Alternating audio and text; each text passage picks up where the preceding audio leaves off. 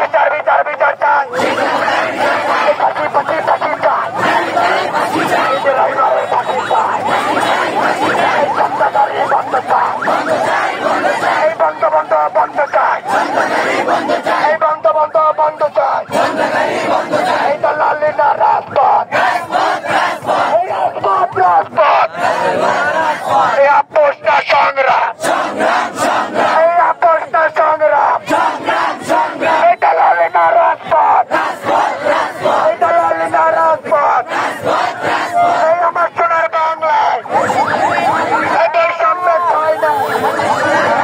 আমরা আন্দোলন করব, আন্দোলন চালিয়ে যাব। আমরা সকল আপনাদের সাংবাদিক ভাইরা আসছেন, আপনাদেরকে বলতে চাই, শুধু আমাদের অটো, সিএনজি এবং অ্যাম্বুলেন্স সহ প্রয়োজনীয় গাড়িগুলো আমরা ছেড়ে দিব, শুধু পরিবহন বন্ধ থাকবে। আমরা জনদুর্ভোগ ঘটাতে চাই না, মানুষকে কষ্ট দিতে চাই না, পরিবহন বন্ধ থাকবে, এছাড়া সব চলবে। আপনাদেরকে বলতে চাই, আমাদের প্রাণের শিক্ষক মারা গিয়েছেন, এই রাস্তায় অনেক ভাই শহীদ হয়েছেন, আমার বোনের চোখের পানি আর সহ্য হচ্ছে না, আমার এই ভাইয়ের চোখের পানি আর সহ্য হচ্ছে না। আমার ভাইয়ের বাবা কান্না করেছিল, আমার সন্তানটাকে কি আবার ফিরিয়ে আনা যাবে? আমি ওই বাবার কান্না সহ্য করতে পারি নাই।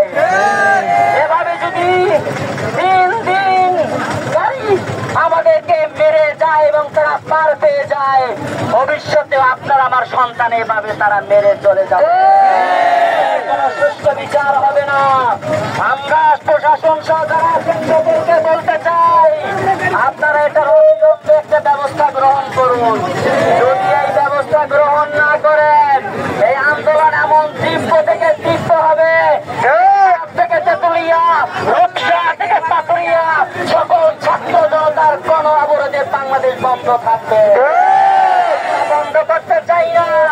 আমাদের শিক্ষক হত্যার বিচার চাই, নিরাপদ সড়ক চাই। যদি আমাদেরকে এই কমিটমেন্ট না দেওয়া হয়, আমরা কিন্তু কমিটমেন্ট ভাঙতে বাধ্য হব। আমতলীতে চলছে সড়ক অবরোধ। গতকাল আমতলীতে ভয়াবহ দুর্ঘটনায় একজন শিক্ষক মারা যায়, সেই করে এখন অবরোধ চলতেছে।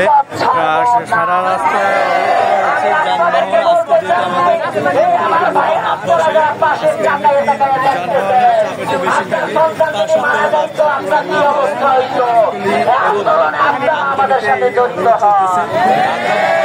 আমরা বিচার চাই, আমার শিক্ষক হত্যার বিচার চাই, নিরাপদ সড়ক চাই।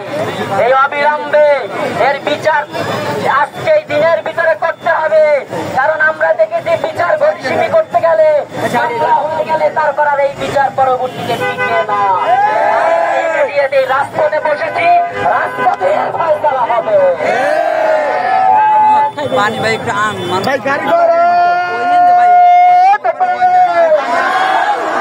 আপনাদের সাথে কথা বলবেন, আমাদের নিরাপত্তা দেওয়া হচ্ছে যাতে সাধারণ মানুষ চলাচলের বিভ্রান্ত না হয়।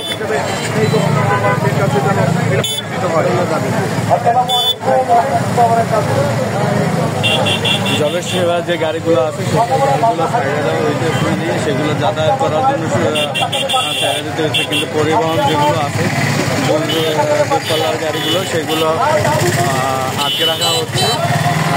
স্থানীয় যে পরিবহনগুলো যেগুলো যেমন অটো, টমটম, মাহিন্দ্রা এই ধরনের যে গাড়িগুলো আছে সেই গাড়িগুলো চলমান। অনির্দিষ্টকালের জন্য তারা এই অবরোধ রেখেছে, যা এখনো জানা যায়নি এই অবরোধের সঠিক কী হবে এবং কখন এই অবরোধ ছাড়া হবে। সমাজ যত গড়িয়ে যাচ্ছে তত অবরোধে মানুষ বেশি যোগ দিচ্ছে এবং চলাচল রাস্তাঘাট বন্ধ হয়ে যাচ্ছে। হাজার হাজার স্টুডেন্ট আছে ঢাকায়।